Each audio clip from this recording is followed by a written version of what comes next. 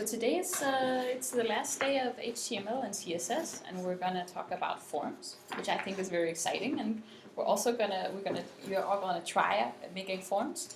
And then as we look at your homework, we're really gonna try to catch some of the trouble you have with HTML and CSS, because next week is very, very exciting. But you're moving on to JavaScript. It's very, very exciting. So it doesn't mean you stop learning HTML and CSS right here. Maybe you really liked it. Maybe you really want to continue working with it. But it's the last class we have of it. Yeah, but there's a problem. Like I was in this course that you learn HTML, CSS, but when you finish it, you start learning JavaScript, and you never touch CSS or HTML, like for 2 months or something. And you reach the final point when we start working on React or on the graduation project, and you forget how to do things in CSS. So as I said on the group, that I'm planning to have workshops with HTML and CSS, so we rebuilt websites we need during the next 6 months, so you don't forget HTML and CSS and you build on it. Because when you work in a company, this is important. Like, you need to know CSS if you are a front-end developer, and most of you will be a front-end developer. So JavaScript is back-end developer? It's not back-end developer. We have HTML is the structure, CSS is the styling, and JavaScript is the interactions. So you need things to come and go. When you scroll, something hide. This is JavaScript, but now we work JavaScript on the back end as well with Node.js. That's what will you learn. Yeah. Today we are talking about forms. Forms are very important. It's a block level element defined an interactive part of the page. Interactive, it means that the user can have interactions with the element. So the other elements like p tag, a tag, anything else, it's just something the user can see, but they cannot do anything with it. They cannot enter information with it.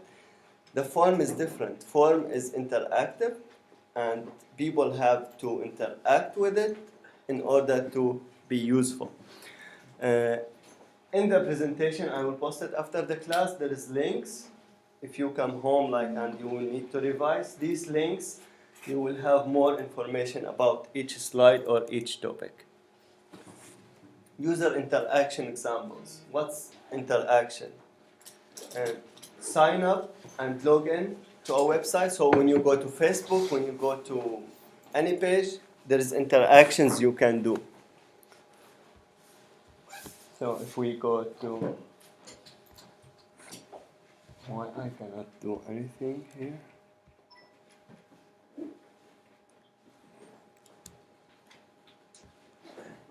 The form, that's another thing that you maybe are very familiar with, but you didn't think about it before, and now you're going to think a lot about it today. Forms. Let's take an example, Zalando. So if I want to log into Zalando, I will go to login and go this way. This is a form. This page, it doesn't do anything without interaction of the user. You need to write your email and your password and click on the login in order to get to the point where you are in the website. When you need to operate a new user here, you need to write interactions. There is this and that, and then you click, and it's interactive, so it gives you a feedback that you need to fill these fields.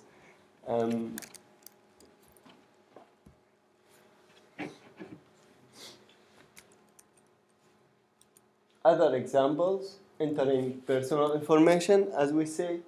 You can filter content. So if you have a filter, you are like in a website for some designer, and he has divided the work for sections. So you have like graphic design, web development, this kind of thing.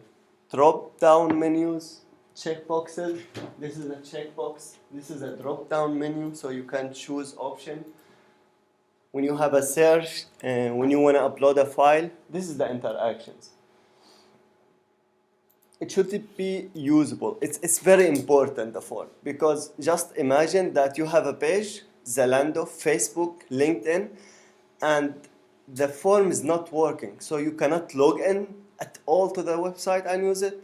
If you want to make a new user, you cannot make a new user at all. That's why it should be usable.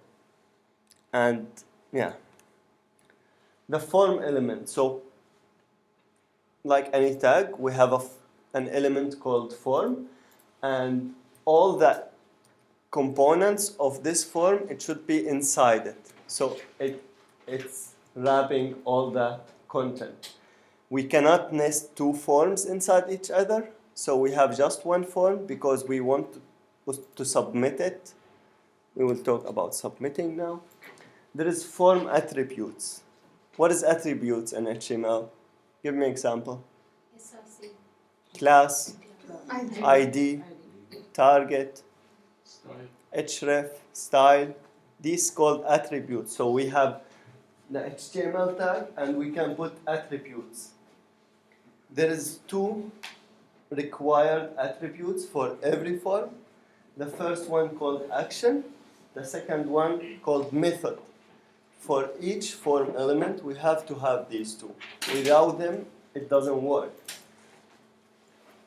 For the action, in the action we put where this form is going to send the information. So you write all your information, your email, your password, your phone, and you want to send this information somewhere to check if it's correct. Then it's a server. You send them to a server.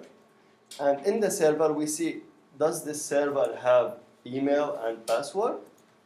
So we come back with validation that this information is correct, and we let you enter the page, for example. This is the action. So we put, for example, /register or /sign in. It depends on what are you doing. If you are signing up, so it will be like /register. Method. We have two methods. We will talk about them in JavaScript, but for now, we have get and post. In programming, get request, it's on HTTP, as we said, Hypertext Transform Protocol. Get, we get information from the server. So we need the information of your portfolio, so we say get the information from the server. Post, we post information. So we are signing up, we are new, we put some information and we click sign in, so the post will make a new data in the database. So we are now for signing up, for example, what do we use? We use post because you are making a new entry. Any questions so far? We are signing up. So today we will build this. The exercise to understand forms, we will build the Zalando form. As you see here, can you see in the link? So this is called login and then register. If I click on login, it doesn't change because interaction, it's React. But this is what we are building. Each element has a tag. It's easy. It doesn't have much things. There is few attributes, 3 or 4 tags, and you will get it. So the first thing to do on your computer now, make a new file, a new folder, call it forms, and start with this tag. Can you do it in 2-3 minutes? 5 minutes?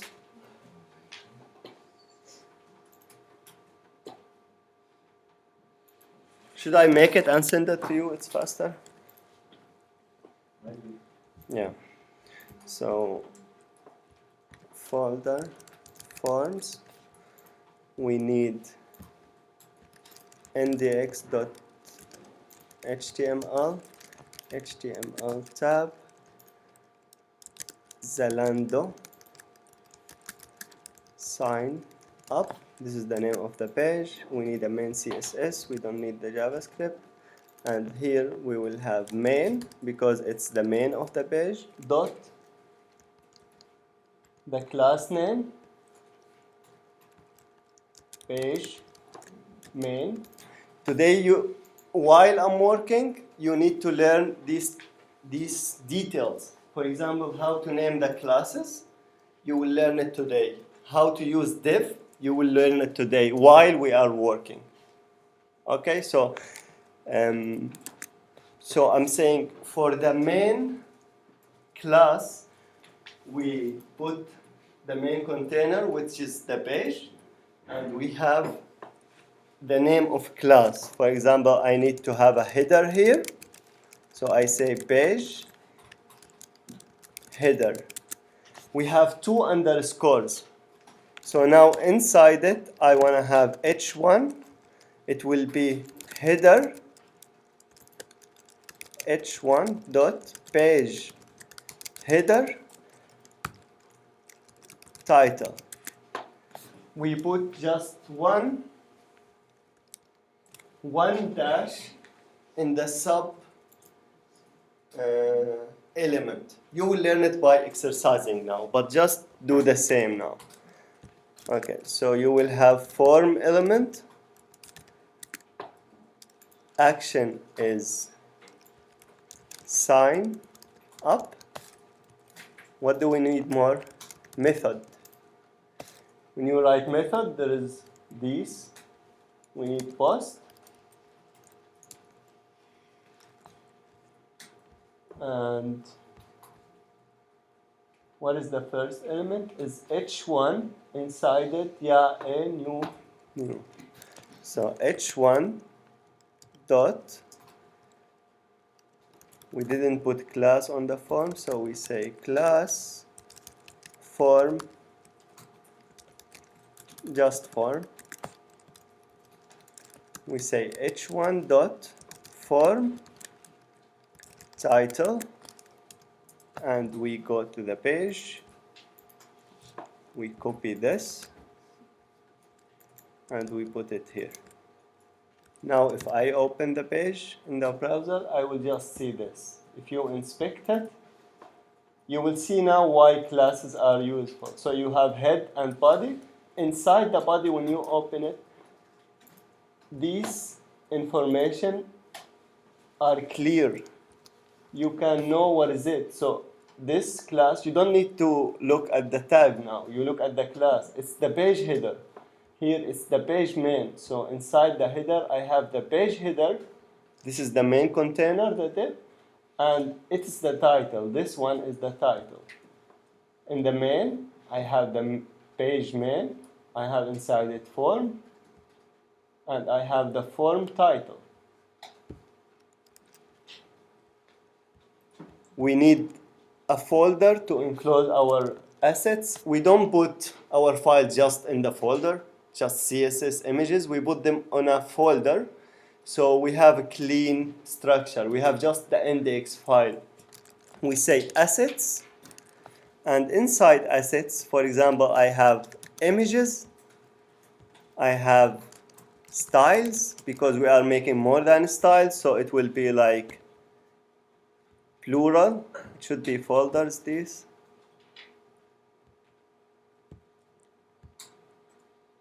So image and styles. Inside the styles, we need a file called main.css.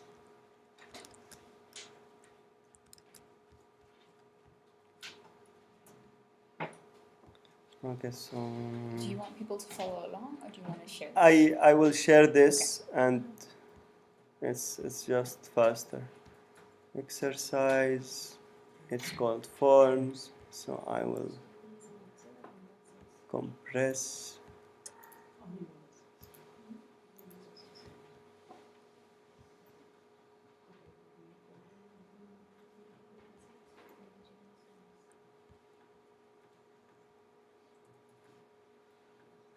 So download this folder to follow along.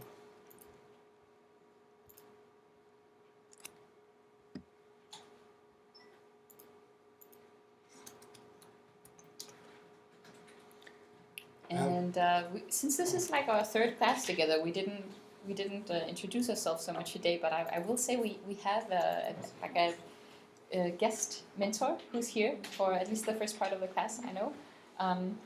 So when we start getting into the exercises, we're actually 3 people today who can help you out. So do take advantage of that. Students.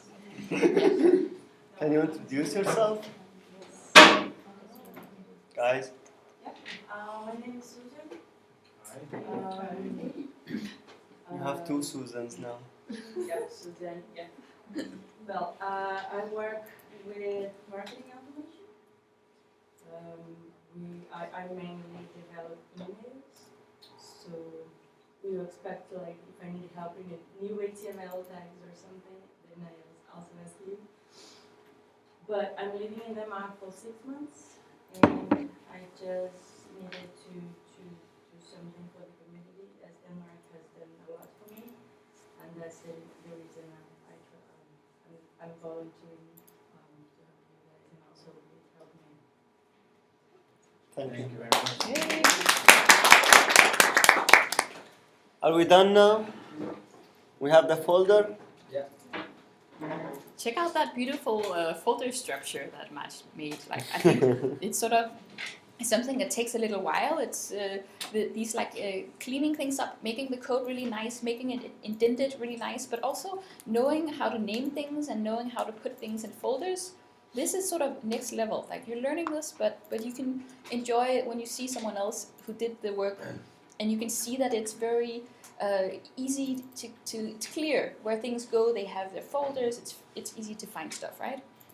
It's called best practices. Now we have problem. You remind me of the folder because we made the folders, but we didn't remember to change the CSS link, so it wouldn't work now. So this one pointing. Can we just stop there? Just because people had trouble with this when we did the homework. Yeah? So Maj, he has a CSS here, but it's never gonna find it because the CSS he put it in another folder. Can someone tell us how we're gonna fix this?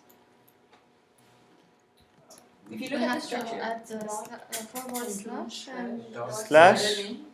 Then we need a dot.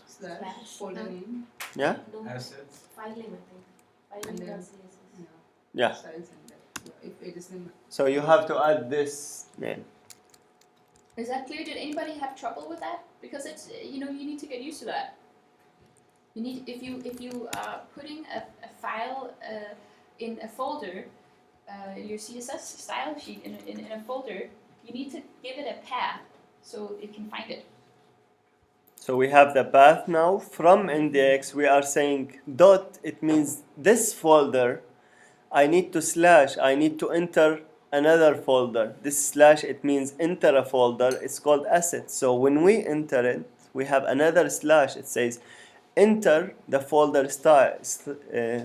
So we enter it, and we have our file. How do we try it? How do we try if it's working or not? Just give me the background to that. So if we say body, background, red, and now we run the file, it's working. So that's how we check if our assets are connected or not.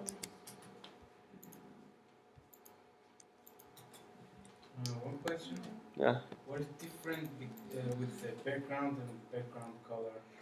It's the same. You use background color for specifying the thing. But when you build, for example, background image, and you wanna put something called fallback. Fallback, we put it so if something happened when the image it didn't work, we have a background color as well before we put the image. So if there is no image, it will be the color of the background. Are we all good? Yeah. Should we check? Just the paths or? I don't know.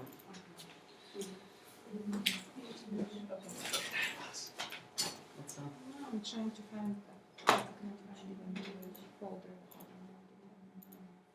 Yeah, but no. Yeah, here. Yeah. But I cannot open here. I want to open it, right? Open. Folder. Download. Yeah, I know. I was trying to. You just like F. Yeah. And I tried. Couldn't. Okay, there's another way. Can I help you? Sure. So if you are in the folder here, You can just do like this, right? you are inside the folder. So you just copy this and go here and just post it here and say select. Yeah. Okay, what we do is we move the folder. So the whole folder. Okay, so now it will be much easier. Can it be because I have another folder already that is called forms? Yeah. You don't have a folder for the course?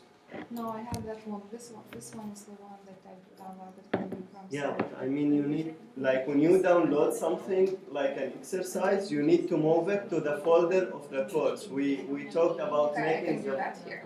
yeah. Smart. I moved it to the folder, but I cannot open it in the studio. Yeah, because you need to unzip it. Sure. Did When- anyone have trouble opening up the files? That's it. No. So you need to click here and then extract to files.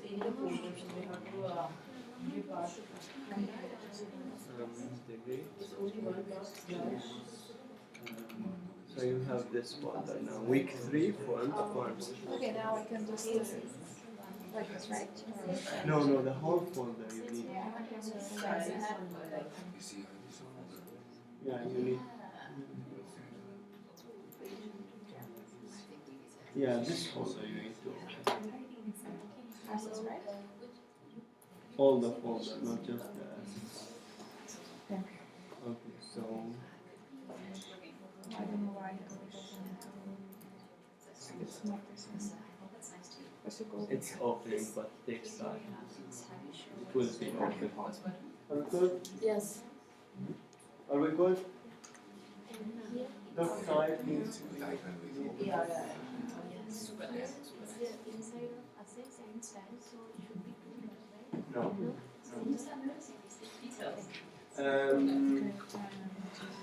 Guys, I posted the link on the. It should be ./assets/ so dot we enter /assets/ styles /main.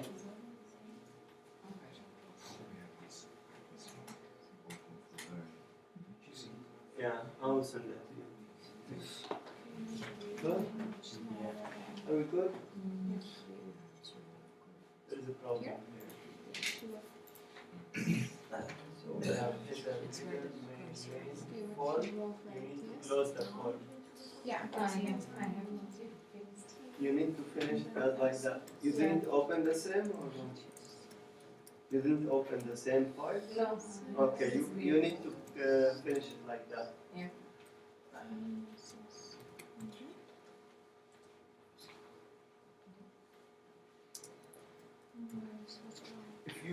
Yeah. If you make just a folder for the course, it will be much easier for you. Just week 1, week 2, week 3. So when you download something, you just move it to the folder and open it. Yes. It wouldn't take that time. Are we good? Yeah. Okay, good.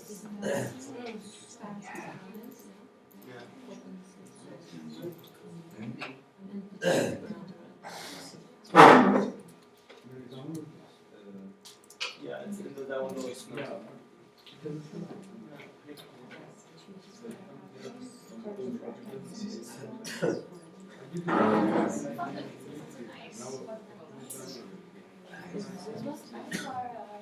Yeah, but I mean, I haven't. Thanks.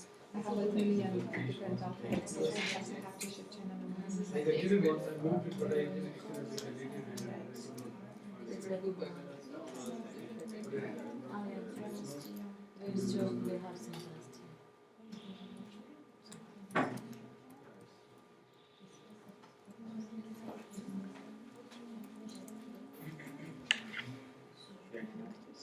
Do you have a folder for the code? Just copy it to the folder. Are we good? Yeah.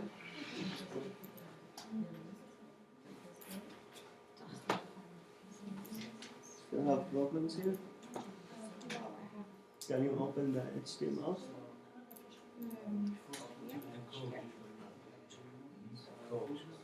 Is it style? It should go out. Did you save it? Yeah. Can you open the folder now? No. Yeah. Okay. Should go out.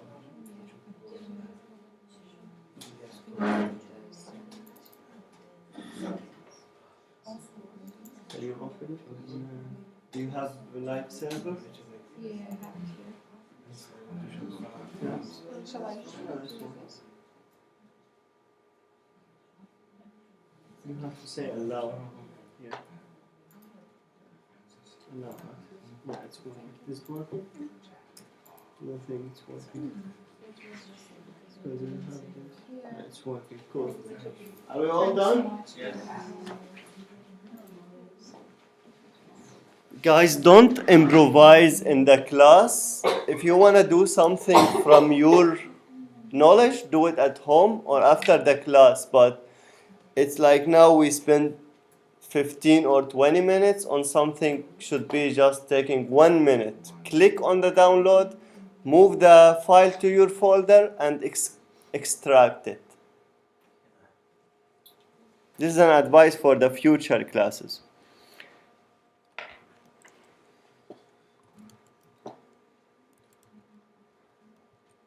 So we have our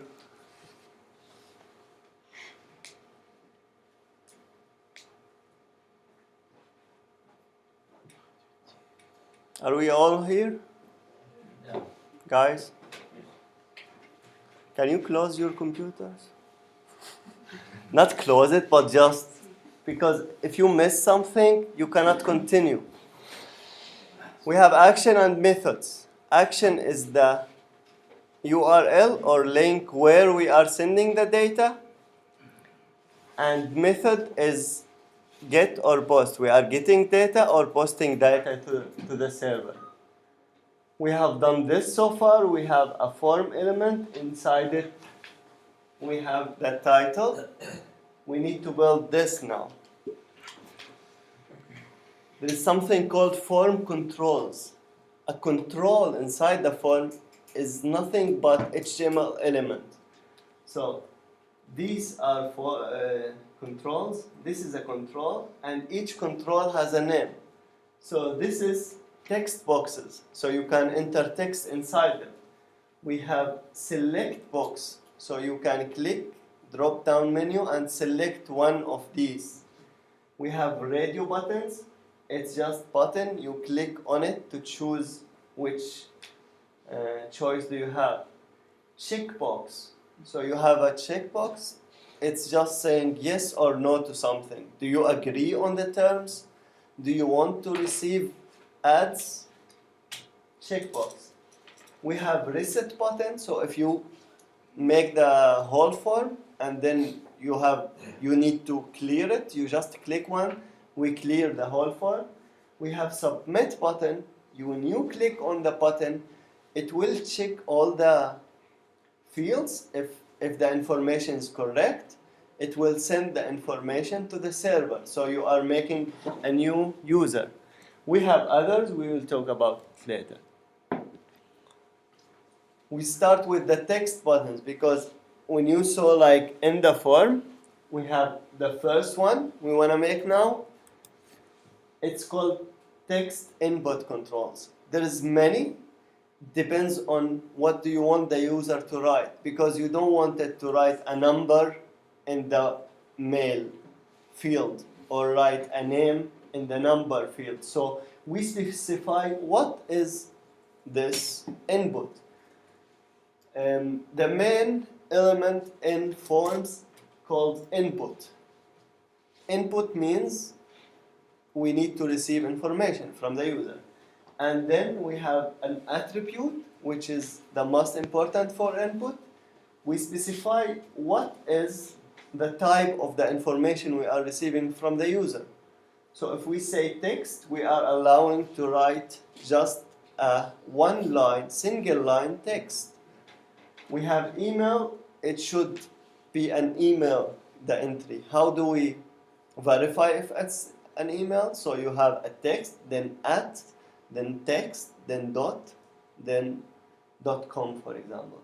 Password, it will hide, if you have a passport, it will hide the password for the user, so it will be stars.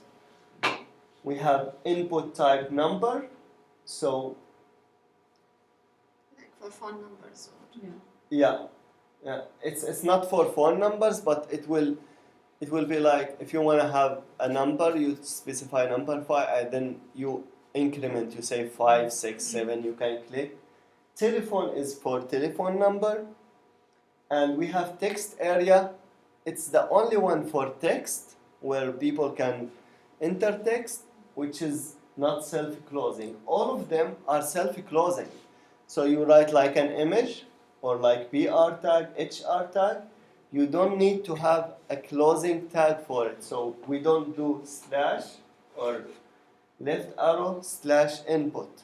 It will be closed by itself, but the text area, it should be closed by us. Text area is a text box. For example, a comment. You will put a comment, so it's a text box with multiple lines. Let's start building this file. So under your H1, you will make an input type text. What the text do? We have any type of text for a single line. Easy? Can do it now? Yeah, you should do it now. 3 minutes, guys. It wouldn't take that much time.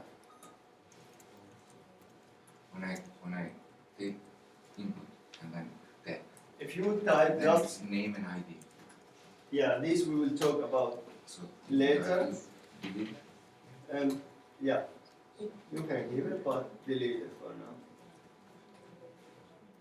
So we have input, we need to make an input, then type text. If you go to the browser now, you will see that there is input where people can write their name.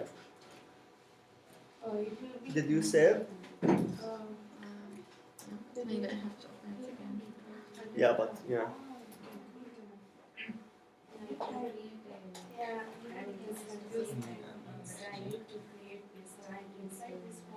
نزلت اللايف سيرفر ما اوبن فولدر عملي اوبن الفولدر مو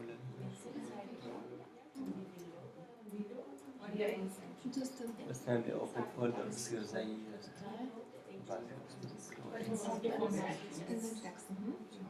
The last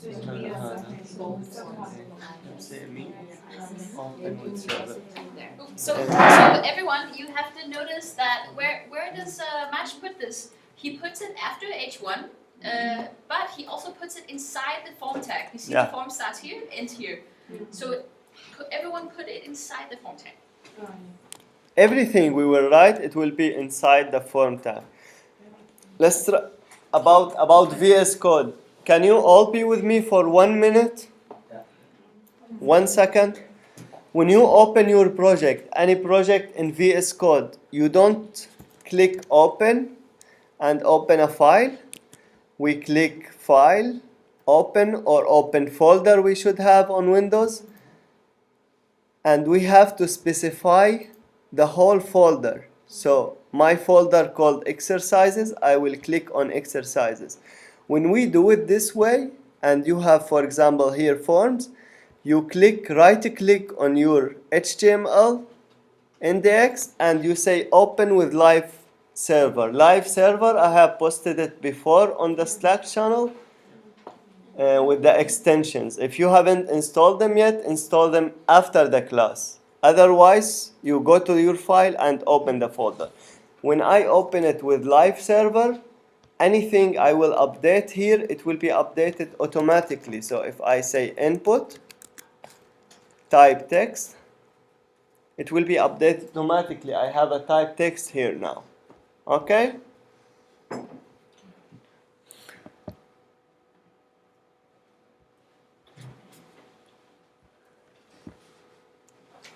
This is the text. Now we have two text files we will do. But at first there is different attributes. There is different attributes for the type, for the input. We have type, we have ID, name, placeholder. Placeholder. There is many others, but this is the main things. Type indicate what type do we have for the input. What did you say? Give me an example. For type. Email, for example. Password. Telephone. ID. We put an ID for future use. You will see why do we put ID. But every input, it should has an ID. Just take it as a rule of thumb. A name. The name is very important because when we send our information to the server understands this input by its name. The name attribute will be compiled on the server, and the information inside the name attribute will be saved in the server. So the server, we send them this line, for example. So it will read, it's an input. It determines what type is it, a text, for example. Then it saves the content of it under its name. So the name of this element is first name, as we said. Placeholder. Placeholder is inside the box you make the input. You can write something. You can write, like, for example, first name. So we write, type your first name here, enter your first name here. And then when the user click on the box, it will hide. And the user can write. Will disappear. All what I'm talking about is written here when you come back to the slideshow. Let's try these now. So we will determine all the text box and make an input for them. How many text box do we have here? Two. How many places where user can write a text? It's called input. Four. We have first name, last name, email address, password. Yeah. These four are inputs. We have to write input type, email, input type. What do we use for the last name? This is a tricky question. The type, I mean. Text. It's not tricky. So anything is just plain text. You don't need to validate. You just write text. Email. What do we use? Type. Email. Password. Password. Easy peasy. So we will do like that. We will have a name. Can you follow with the classes now? Yeah. So we have sign up form with 2 dashes. This is the main. You have to change it now, the classes on your computer. We have the main class, it's called sign up form. And inside it we have class H1, it's called sign up form. And what is the element? Title. Here we have an input, sign up, and first name. You can write sign up form as well. I have a question. Yeah. Because there's no drop down list from the day, month, and year. Yeah, so we are starting by type now. Okay. So you can move the elements. So we will do them afterwards, then move them to be here. Can you do this now? For first name, last name, email, and password. I need water.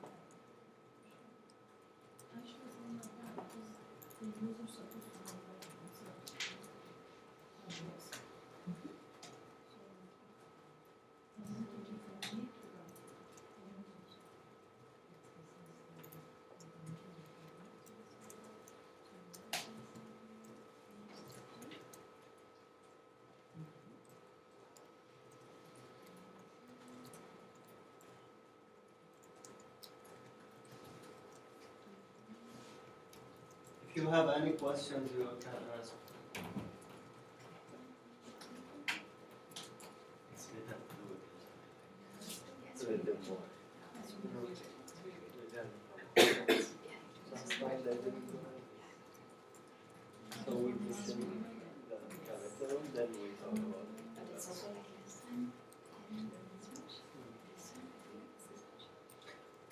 The problem that they learn that much, but they are struggling now. So now they have the file.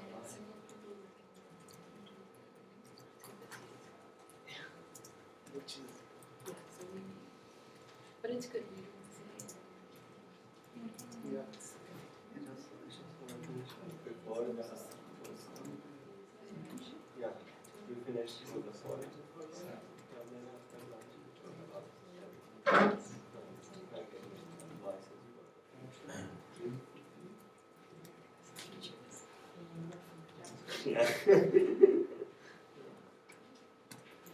After you finish, try to live server and see if it's working.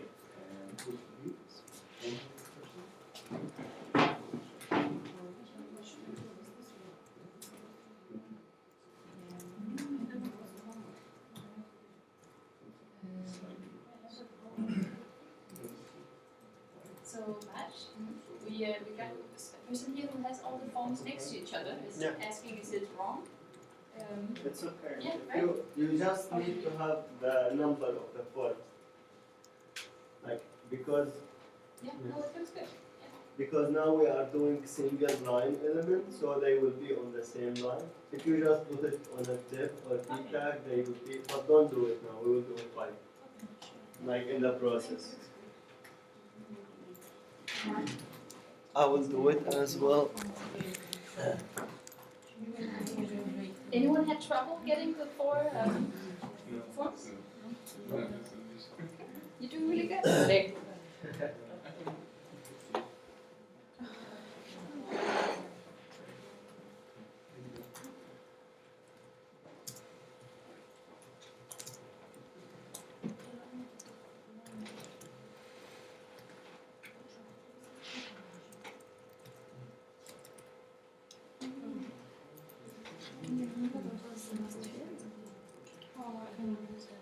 Can you? So this is the last field? What was the last field? It was password. If you wanna see what we are building, please go to zalando.dk. When you go to zalando.dk and you click on logbo or login, you have like yeah. You can have operate die. I will just post it. Okay, good. Yeah. Can you post it? I'll post it. So this is what we are building now. If you wanna check it.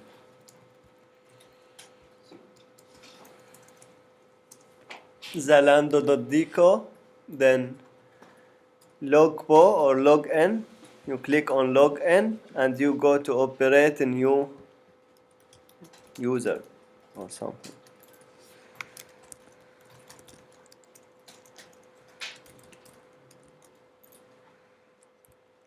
How do we get this value on before input tag? What is it? The input tag we got Yeah? inside email. Before that we got this column. Yeah, but we will do it later. But now we just need to have like 3 or 4 boxes. They came next to each other. Yeah, it's Fine, okay. that's It should fine. be like in the next of each other. Yeah, also.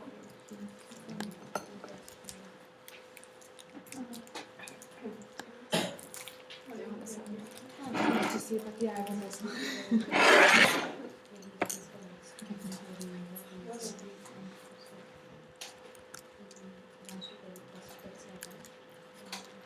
So now it's the hour mark.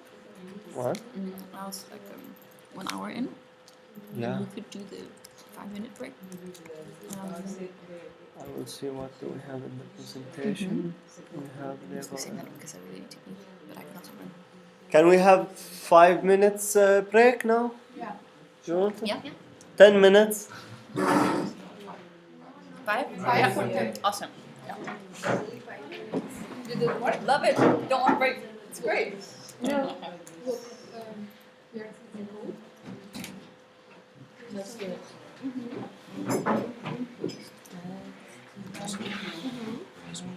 Yeah, why not?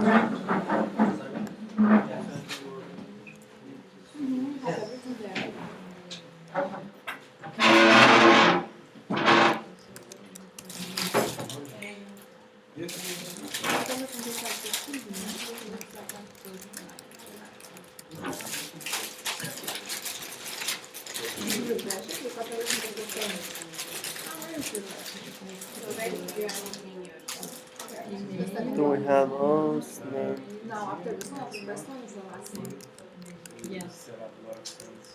There's a lot of forward, yeah. And password is The last one for me, I yeah. I think we need to sign up everywhere.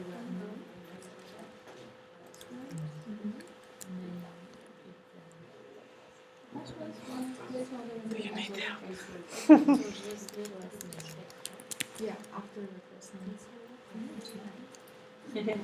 This is what I do as well. How you select this one? When you select something, if you click Command D, you will select the next one. With D. Email.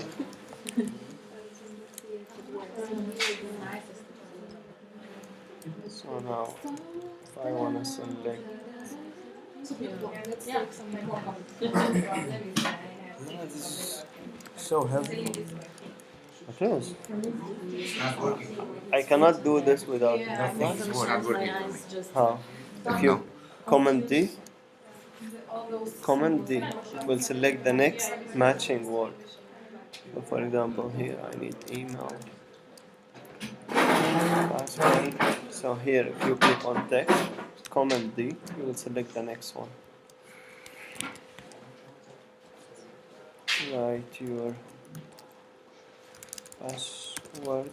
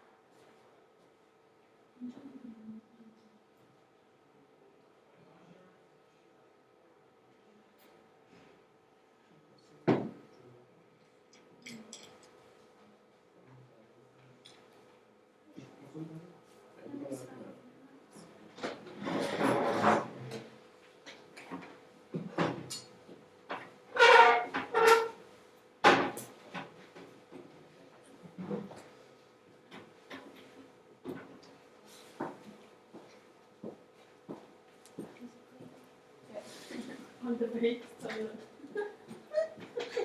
It's going TC somehow.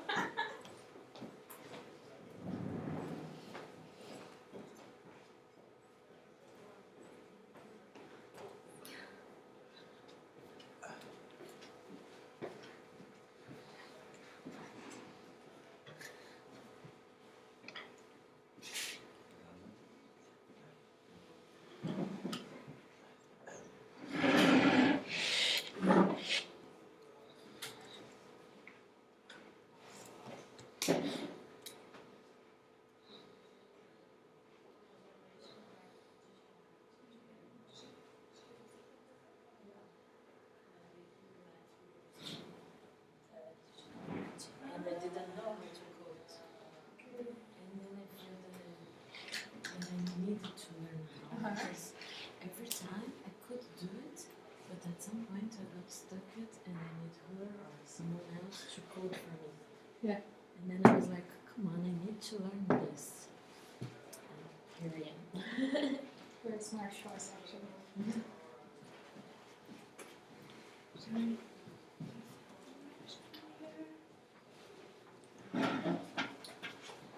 Should we take a break right now? Should be done in a few minutes. I'll come later.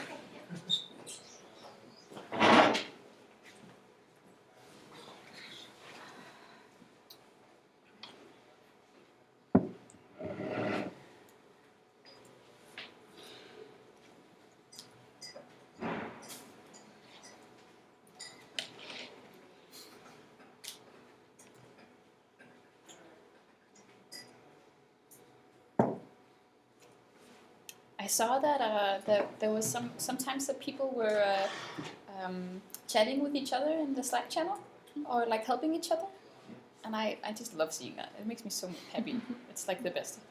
Yeah. Super cool.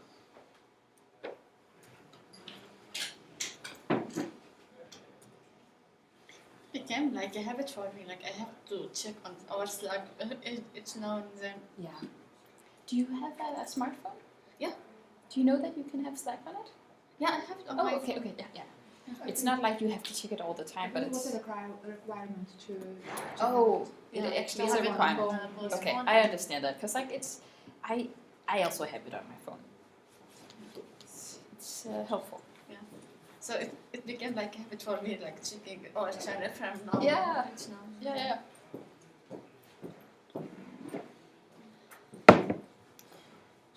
I definitely have to get used to using it.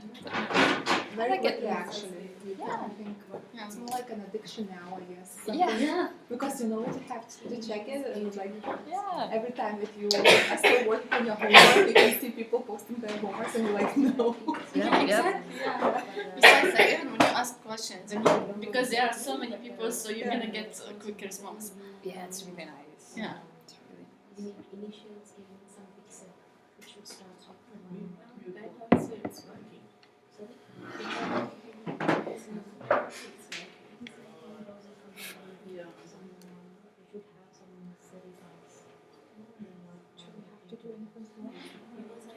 I think not until March is back.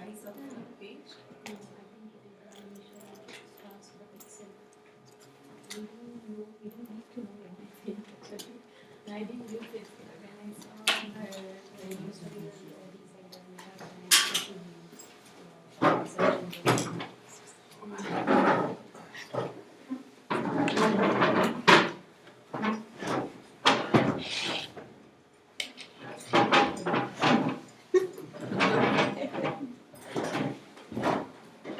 Just be here. Don't pay attention to me. So did everyone look at the Zalando form? So you know what we're working towards. Yeah. And I mean, these forms are super familiar, right? Like it's like typically it's where we sign in, or maybe it's, you know, if I'm honest, like I'm mostly fill out the forms if I'm signing in, or also if I'm buying something online. You know, you sign in and you say, what's your address, or you know, your zip code.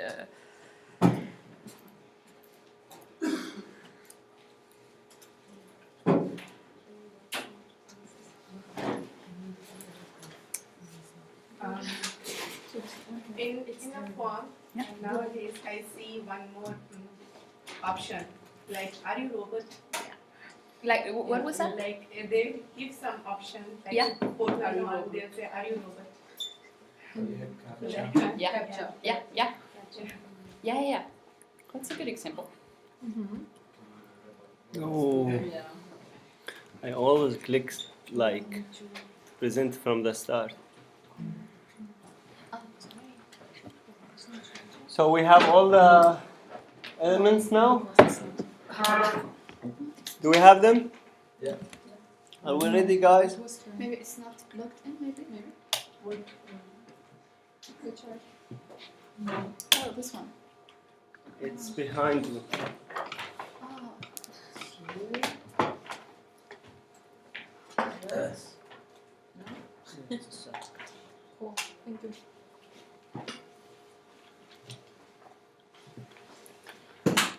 So now we have all the fields. We have 4 fields.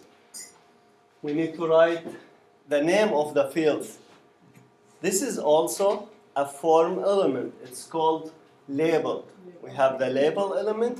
We have the input and its label. It should have a descriptive text about the element, like what is inside the element. So for noun or first name, so we have the input under it, it's called for noun, our first name. Every label has an attribute called for. The for attribute is responsible for connecting the label to its input. So if you just put a label and you just put an input and they are not connecting, it's not useful. Why it's useful in the future now when we see it? Because now when you click on the text input, you will start writing. But you can as well click on the name of the text input to start writing. And if these two are not connecting, you cannot do that. So we start by doing label for sign up first name, and we write what do we need inside it. And we have input, text, first name, name, and placeholder. The connection between the input and the label is via the ID. That's why we have ID. So the for, the name of the for, it should match the ID of the input. Understandable? Here, for example, we have a for sign up mail, and the ID of the input that this one is responsible for is sign up mail. So now when we click on the email label, it will show up our text field.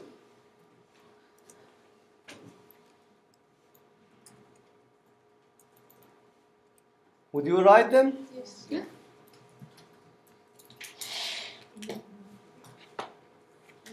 What we do usually when we start working, we have all the IDs set. So we just make one label, we copy it, and we put it, and then we change the information. I will do it in front of you.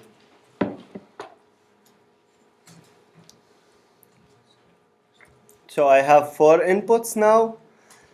In the top of every input, I need a label. And this label, it should be for. There is a rule in programming. When you have information, it should match, like a name, it should match another name.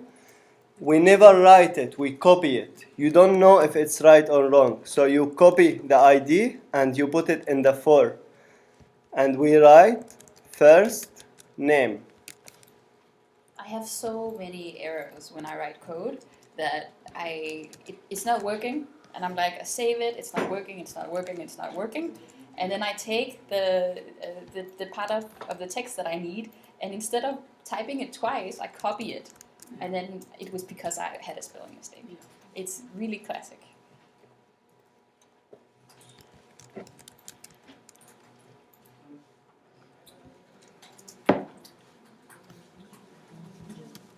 Have a problem?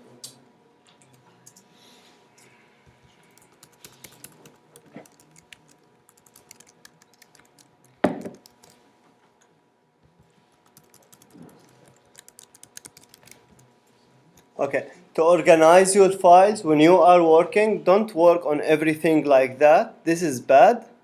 What I do, like I have prepared all the files here. So to be organized, we just close the main tags. So now here, I have a link. I have an input. I'm not working with the input, so I just close it. I just close all my inputs and I put a label over each input. The label has a for. The first one, I will check the input under it. It's called first name. The second one, I go to the input. I copy the ID. I put it in the label for attribute. And in the email, I do the same.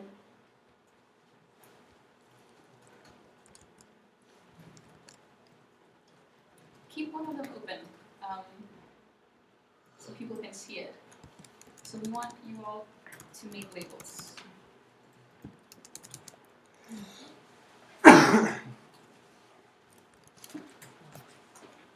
Is it something to auto adjust? Plus I have to do manual. Is there something like I can make it auto adjust? Because it's like Actually, if you do it manually at first, you will learn. What? If you do it like manually, the indentation, I mean. okay. But there is one like in the ones I posted in the extensions. There's, Okay, there's a but I really nice installed it, extension where you but- just press a button and it Yeah. just is great. Okay, but I installed it, but it's not coming from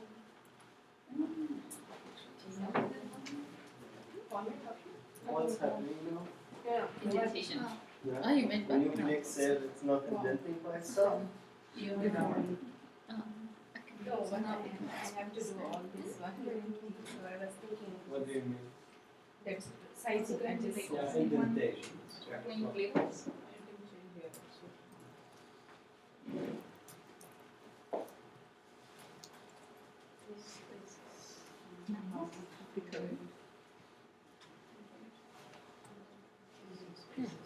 very nice.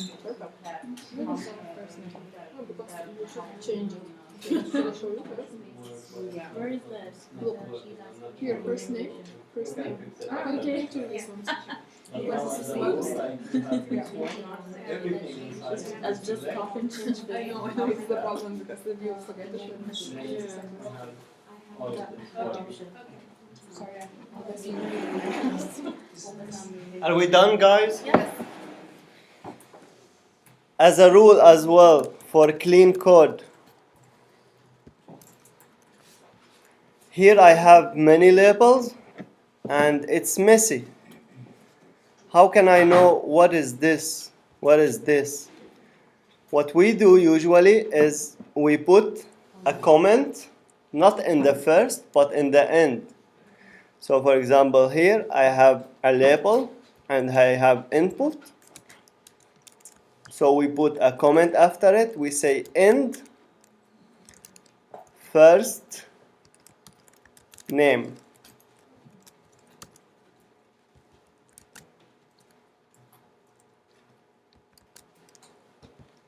Last name, email, and password. Have you actually seen these comments before? Have Yeah. you talked about comments? Good. Yeah. Because comments are great. You know, it's you especially use it a lot when you work with other people on code, so you can explain them what you did. But it's even if you're working on your own code, it can be really nice. Like Matt is showing. Like look how nice that is to read. You know exactly when you look at the screen what's going on. So now I saw like end form time. Usually the comment in the end of the class, it should have the name of the class, exactly the name of the class. So now like in the end we will have a div, and inside each div, we will have the label and the input, and the div has a name, for example, form first name. So the end, it should be int form first name. The comment should have the name of the class, the main class. So I have a class form title. My comment is form title. Okay, so we come back to the presentation now. Don't do that way.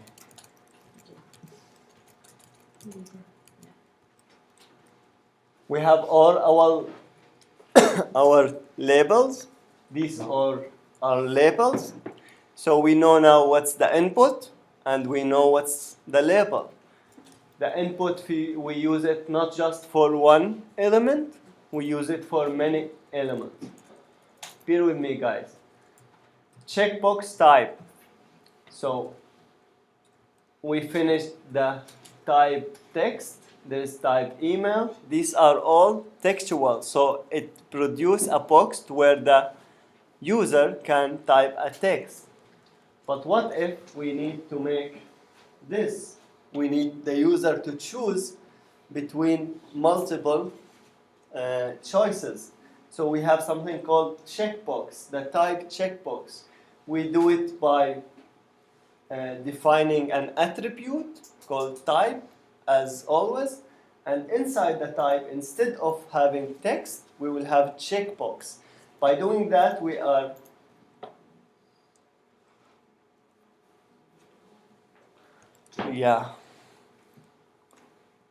This is wrong. It's not about this one, it's about this one. This is the checkbox. I wouldn't change it now, but I will change it before I post the presentation. Forget about this one. This one's called radio button. We are talking about this checkbox. Checkbox, there's just a box, and you check it or uncheck it. So you ask the user, yes or no. Do you agree to the terms of this website? You say yes or no. Another type of checkboxes will be like, do you want to receive advertising? Do you want the newsletter? Yeah, newsletter. You have seen it before. This is called checkbox. We define it by input checkbox. It's still here, this. So now, this checkbox, usually it's just a small piece of thing you need to check.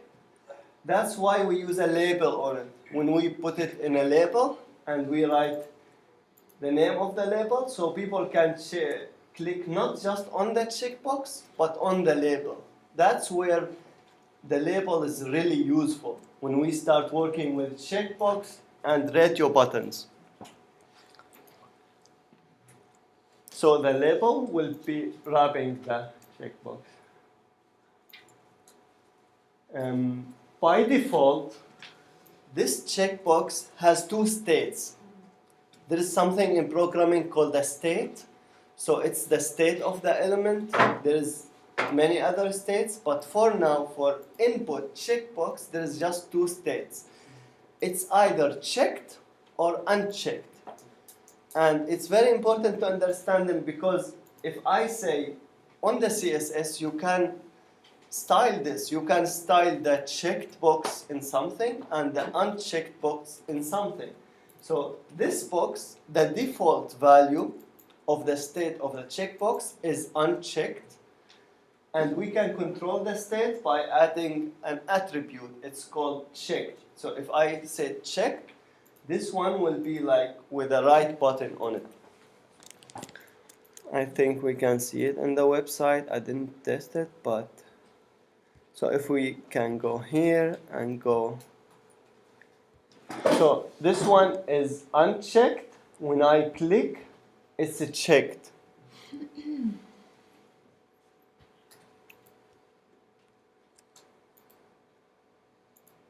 Can you see the input? This is the website. So we have an input. The type is checkbox, and the name is register.newsletter. So when it goes to the server, the register.newsletter letter will see if it's checked or not checked. And depending on this name and the value of the box, it will be sending information to you or not. And it's inside a label. So I should be able to click on the whole thing, the whole element with the text, because it's enclosed inside a label, as we see here.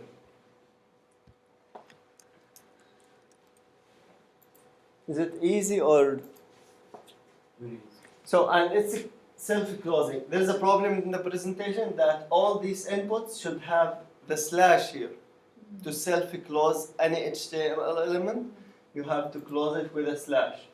So we have a label, and inside it we have the checkbox, and with the checkbox we write the text of us. Radio buttons. The radio buttons is the same as checkbox, but like if you have many checkboxes, you can choose all of them, select all of them. Radio button is to decide between two or more choices. So we have the gender here. You're either a girl or a boy or something else, but you have these choices. It's set.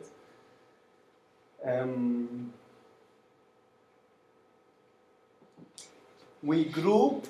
How do we say that these are connected? By using the name. As we said on the server, when this information goes to the server will read the name attribute, which is here status, and the status will see which one is checked, this one or this one. We have to group them by making the name is similar to the two radio buttons. This is called radio buttons or radio type. I don't know why. Anyone know why? Yeah.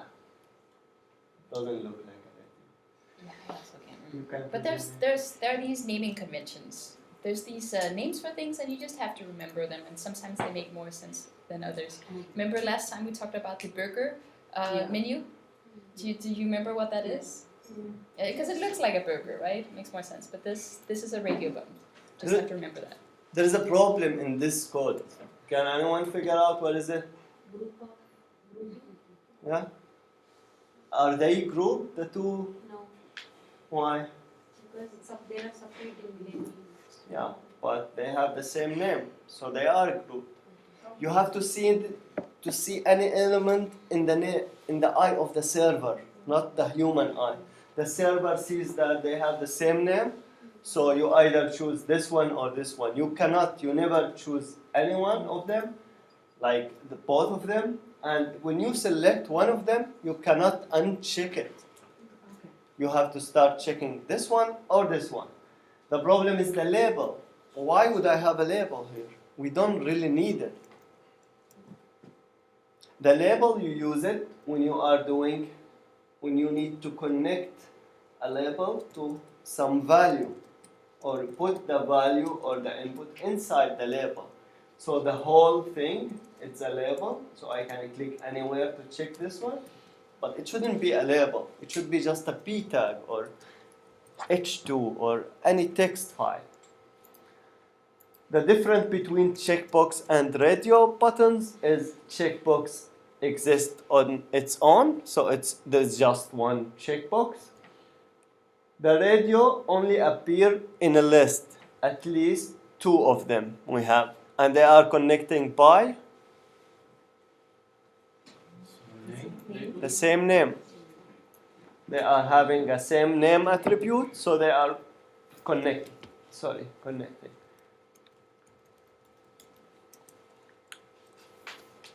On the checkbox, the clicking on is optional, so you can either check or not.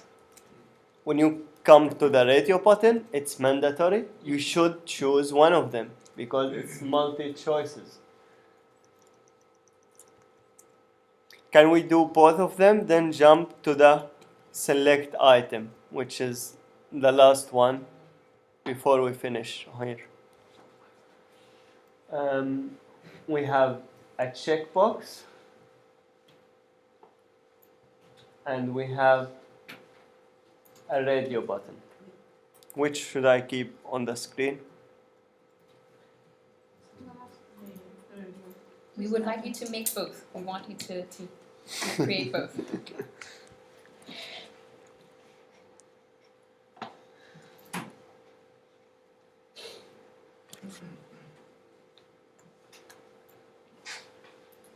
So at first, which one do we have? Radio. Radio. So we have to have a P tag, a label. Inside the label we have type radio.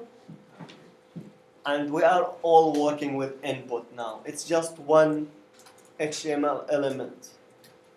We say radio, and the status or the name should match.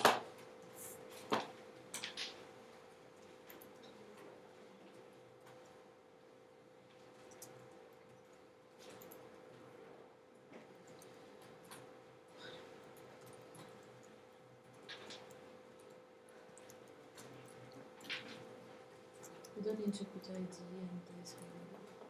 What? We don't need to put ID and placeholder on this. I don't think so. Okay. No, I don't think so. No?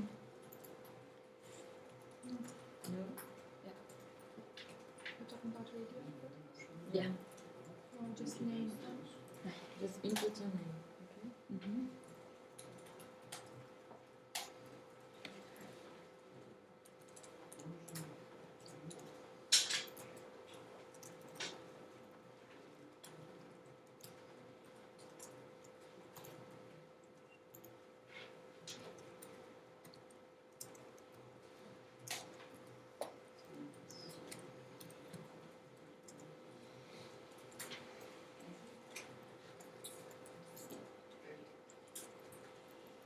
Yeah, I mean, you almost made the whole form now. Mm-hmm. But then why when I click here? Yeah. Yeah. Yeah, because those are two, those work a little bit different with the built-in features for HTML, but you can style them. I mean, you could easily turn the text into a link, etc. Yeah. So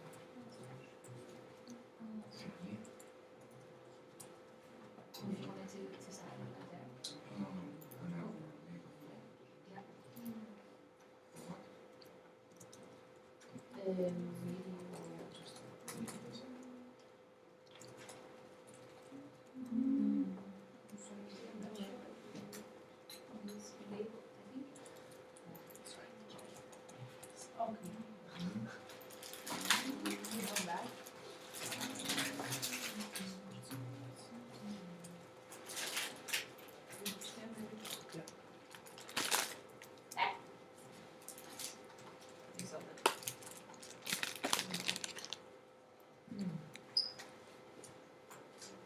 Okay. Oh, how did you do it to be like on the just get you. Oh. Goes for me. So I have this. I have like how to put color. I don't know. I don't think something. It the sign doesn't fit here anymore. Because Where we do do you put it? here. We do sorry this one is here. This one.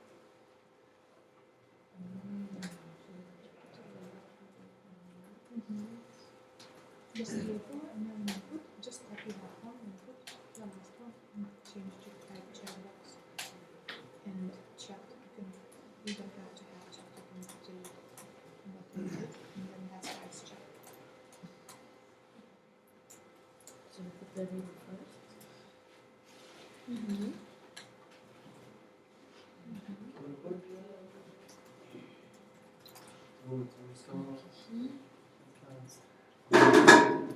then type checkbox. Really good.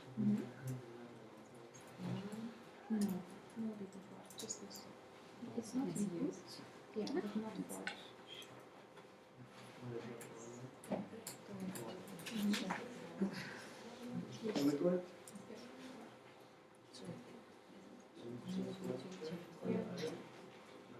And then label and then design.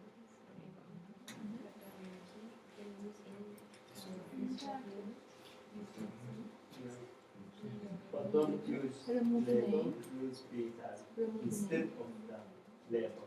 Oh.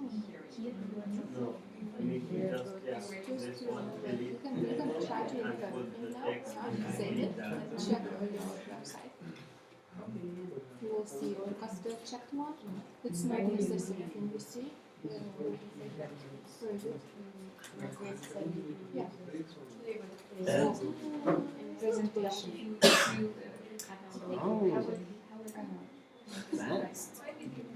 Trying. Can you try the no, not this one. The radio button. What should I try? Yeah. Do you want to see the code or what? No, it's working. Can you try the checkbox?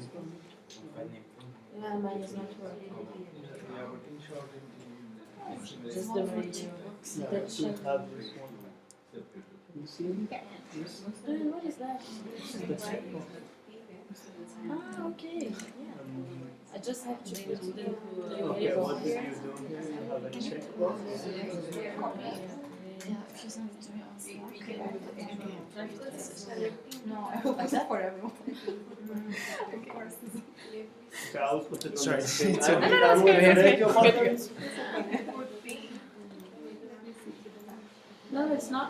Look. So just put it. Yeah. Ah, okay. So this If you put just it from this. inside, then yeah. Okay. Yeah. You have a mail. Email mail. So if everyone wait the radio buttons, You got it. please proceed to the check boxes if you haven't already. For the checkbox.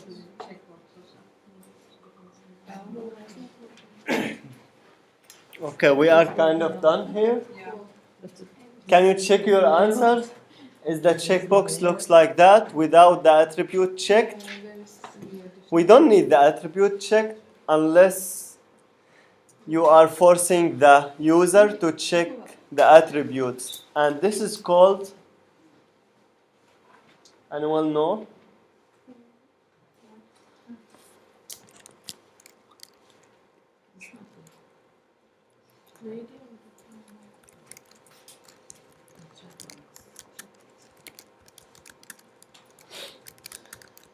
You know what's called dark patterns? Dark patterns, there is websites, they are unethical, as we say. They are using these dark patterns to enforce the users to do something. They are playing on the psychology of you. So they don't show you the end result of the form, but you feel like satisfied. I cannot find any here, but so for example, when you have like a pop-up and there is this closing tab and it's very light, you cannot see it. You cannot close it. So people just fail their email. These called dark patterns. Or for example here, we are giving 25 off your entire order.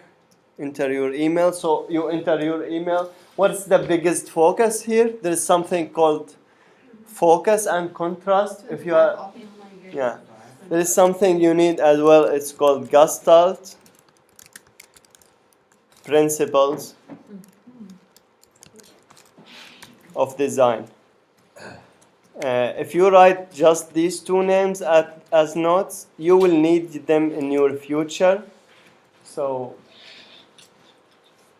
Gestalt principles has few principles. If you apply to any design, it will be perfect. It's like magic. It's everything today is science and psychology.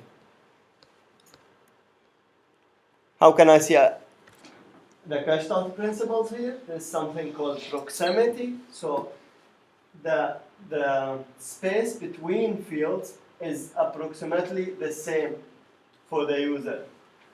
There is similarity, so these are similar, so my mind will retrieve the results of them as similar. We have background, foreground, which was called figure ground. So as you see these pop up, you see like these are the focus point because the background is dark and they are light. Yeah, it's not something you need if you are a developer, but if you want to design, you need them. Here they have this very small, you cannot see it. So you click here and you take 25%, but 25% full price.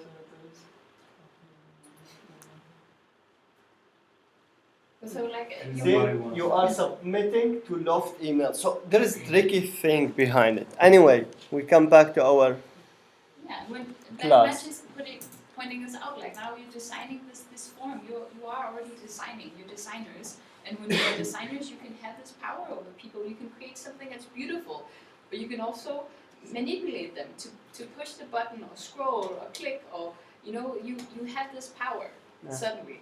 And once you start being the designer that creates these things, you will see websites and you will see the buttons and you will see the colors and you will notice it. Yeah, and you will control it. I was talking with Christopher and Benjamin about making like every month a workshop in HTML, CSS, UX, UI to teach you these principles and these information which you cannot get from courses. Like I have got them academically, like from my uni. So yeah, with examples. Anyway, we focus on this now. We have the checkbox and we have the radio buttons for the gender. The name, it shouldn't be status. Status means married, single, or anything else. Gender. So the name should be something descriptive now. It should be like name, gender for both of them. Don't do it now, or yeah. Yeah. Okay. That's okay. So we have select. What is select for? Select, we make it, it's called select element or a drop down menu. If I have 2 choices, 3 choices, 4 choices, it's okay to put them here. But if I have 12 months, I wouldn't use the radio button and put like fill the page with 12 months. So I put them inside a container. It's called select. And inside the select, I will have all my options.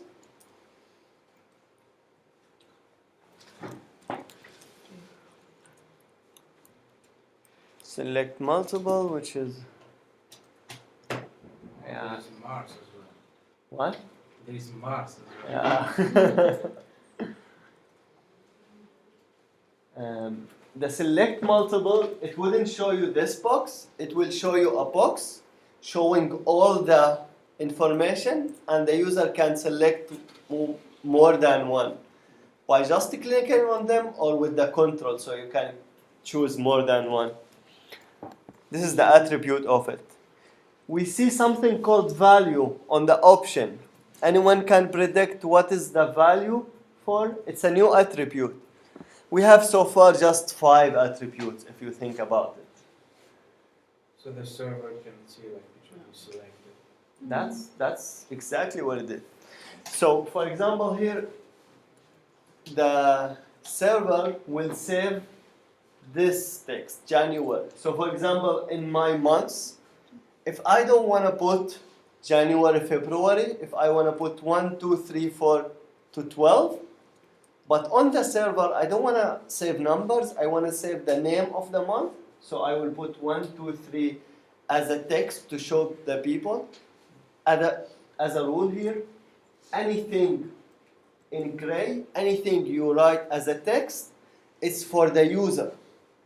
anything between tags, it's for the server.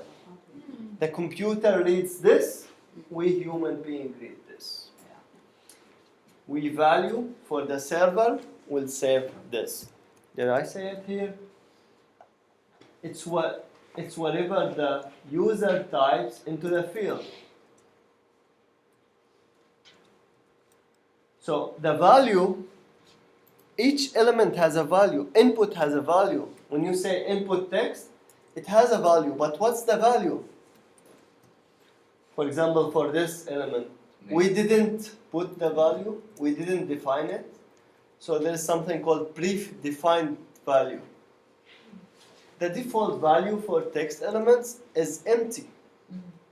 And the value is what the user enters. This is very important, you have to remember it. When you go to JavaScript, what's happening on the web? What's these fields doing?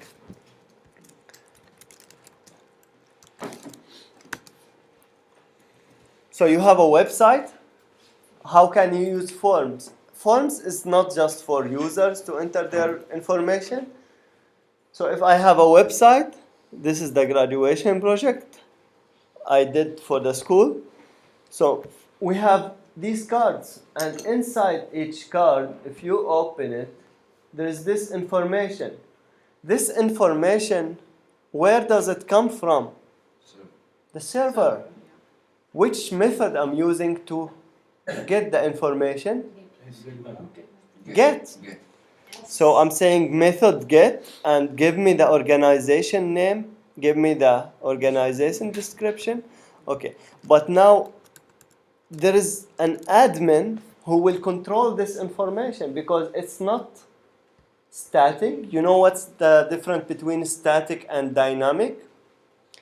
The difference is that your website, if it's static, so the same information will be all the time. It wouldn't change.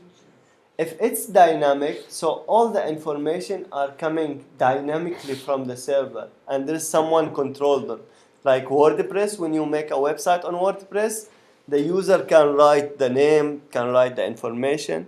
So what we build here, we build a website for the users, and we build a page, it's called admin page, for the admin of the website. So the same card, if I click on it, I have a form here. This form, what is it for? Can modify it. Yeah, it's for the admin. So for example, here if I said hack your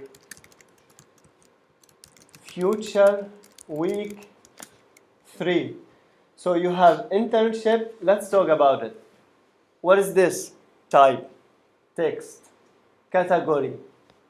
Label. Text, I mean this input field. So we have text, organization name, text, department. But these, like, we didn't finish it, the form, but these shouldn't be. Like, for example, the department. What should it be if it's not text? Drop down. Because they are always the same. If there's information, they are always the same.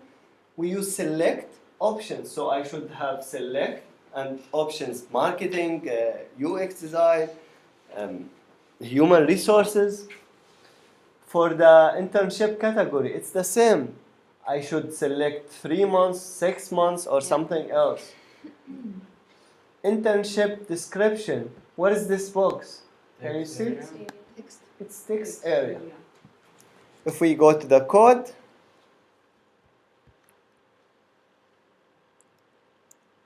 we will see it's text area. So The- you did some reading for today that mentioned something, and I'm guessing we're not going to talk super much about it, but it's called validation. Yeah. So have you ever tried that you have a form and you put in your email address and it won't let you finish, and it's because you forgot the @ sign or something, and it's because you have validation. And your form today, it doesn't have a server. There's no server. I can put in information in your form. You make beautiful forms, but it's not going anywhere. But so once you start sending it somewhere, you can start validating it. Sure.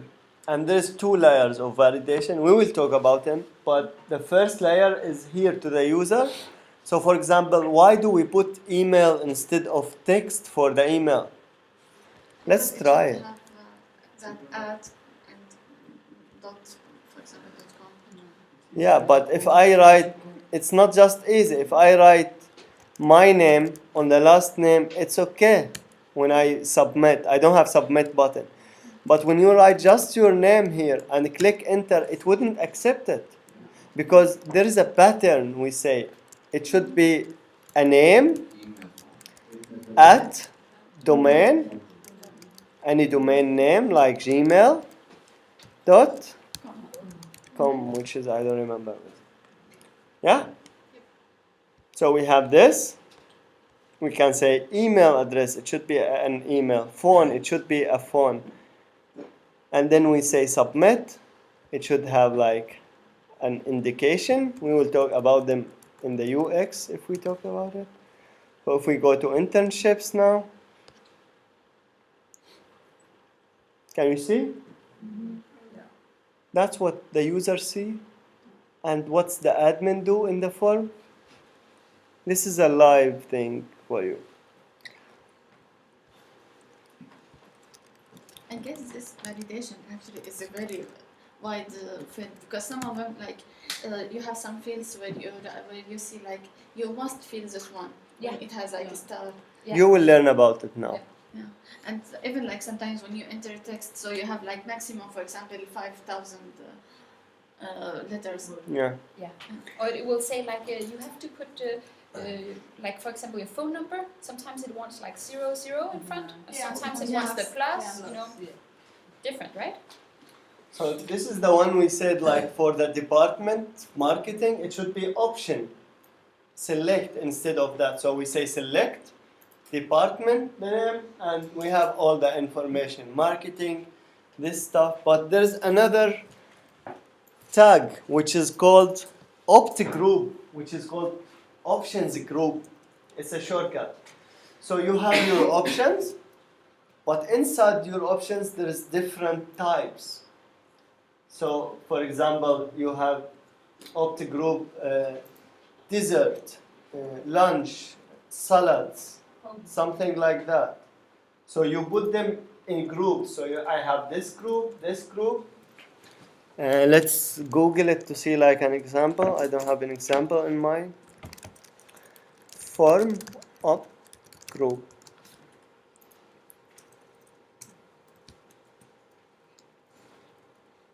Can you see? So it's putting like inside sections. This is the example I made. So we have this section, this tag called opt group, and these are options for the opt group. You don't need it, but sometimes you will need it for your UI. Like someone gave you a task and you will do it this way. And the text area we talked about, we will add to this form to learn. So we will add a text box before this tag to add comments or something. It's a closing tag, the text box. So you have text area, you have the opening and the closing.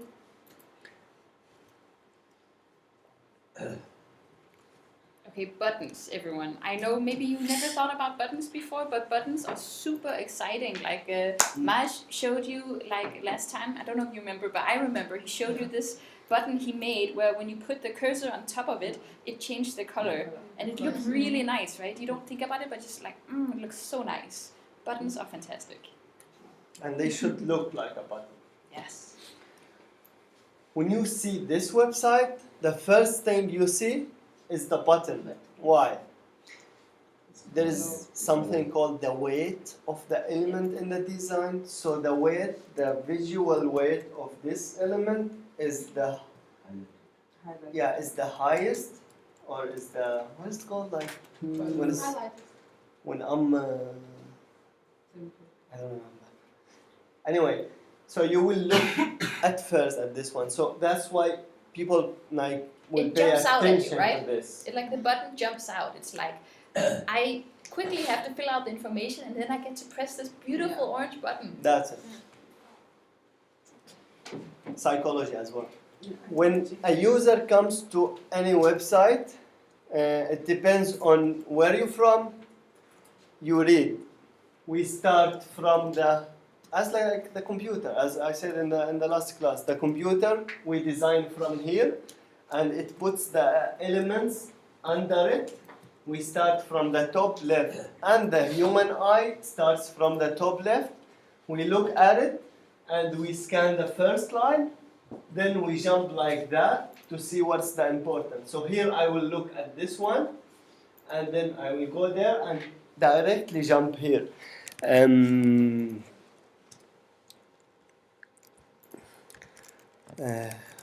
Web human, how eyes read a website. And there is apps now. They indict how these things. There is one called Hotjar. So this is what is called the this one. Hot map. Heat map. Heat map. Heat map. Yeah. Not hot map. So that's why we talked about the meta tag, why it's very important. Because people, when they come to Google, this is the most interesting for them, the first five, then they lose interest by going down. You need to read about this as well. This is not mandatory things, but it's just knowledge. Okay, so we have the button. Two elements are the most important elements. Form, with its two attributes, method and action. Action is where is this information sent to. Method is get or post the request. And button. Without button, you cannot send the information. So when you put button inside the form, it's the default behavior of it is to be submit. So button type submit. There is two types for button. There is submit and there is reset. Reset will delete all the information. Nobody use it. Don't use it because someone will be filling and then click that and then put that and he go out. You don't need to do that. You need a button submit. Reset is to clear all the information.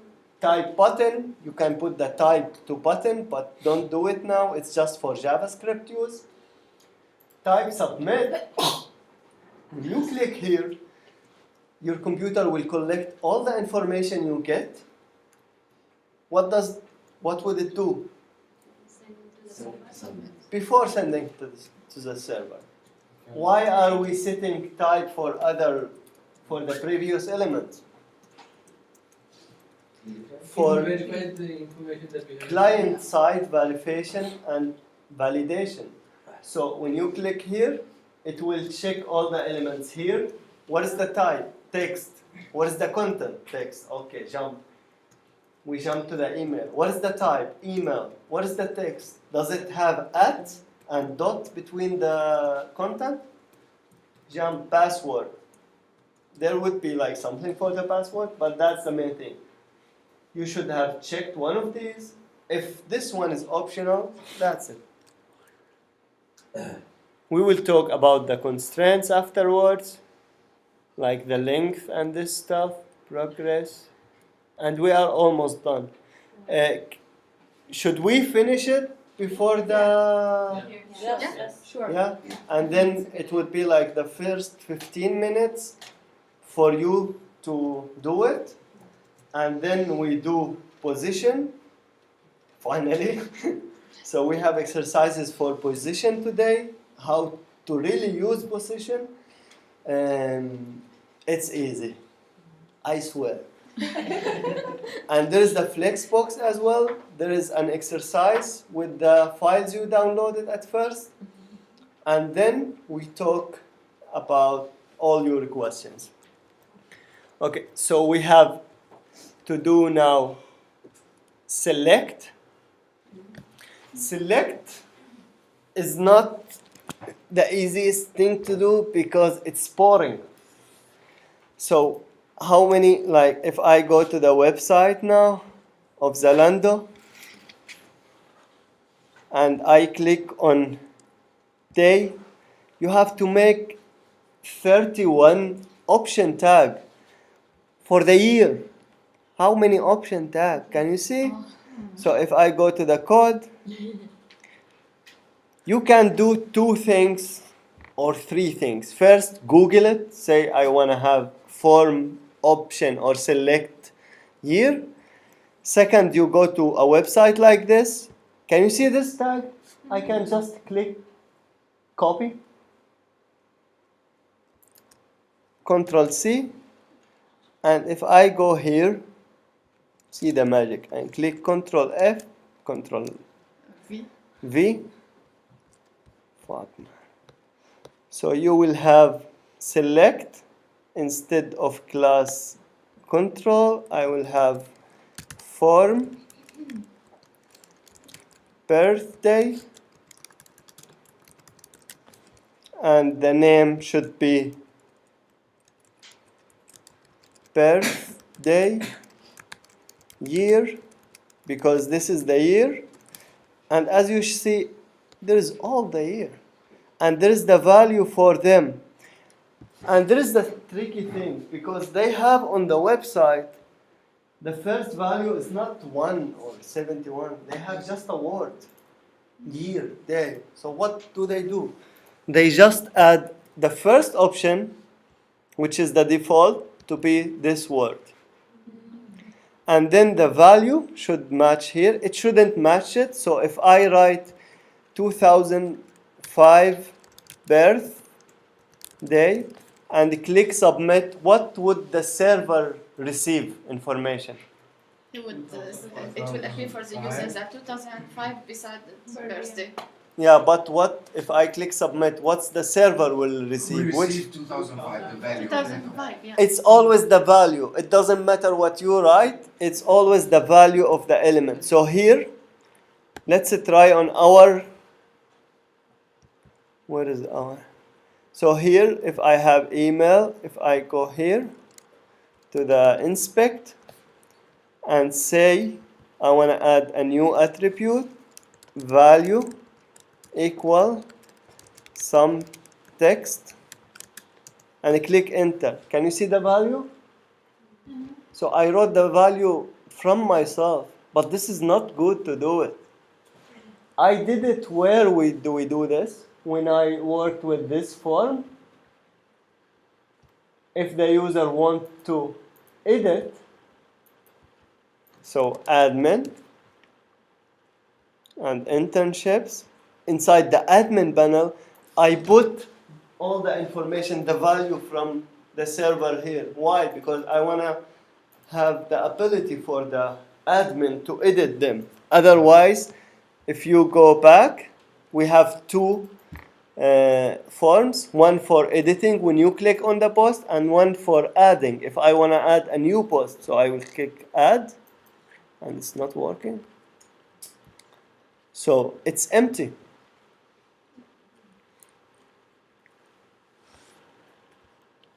The other way is called emit. You know what's emit? Emit is the easiest way to write HTML. So if I say h1 dot, it means class. Class name tab, so it will give the class name. If I said select and I said no, if I said option, then I said value equals number, for example, what is that? And then I said I want to have the content inside it should be as well a number, and there will be 31 of them. So I have the months now. Can you see? This is very useful when you go to, for example, if I say form dot something, it will write class. If I said hash, Fine. yeah, main form tab. It's not important now. I'm just giving you tips and tricks for the future. It's called emmet, E-M-M-E-T. And when you go to the documentation, you can find anything. So for example, here I want to say form. So if I click this, it will show me. Can I? There is many like, so UL tag. So for example, here,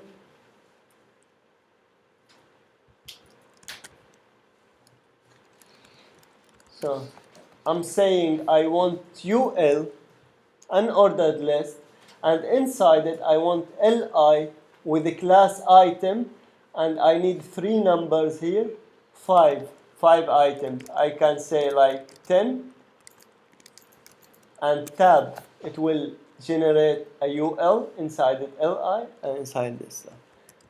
With time, you will have lots of tricks. It's like you're becoming a chef, and like you will become better and better at cutting the onions. Like you will get all this.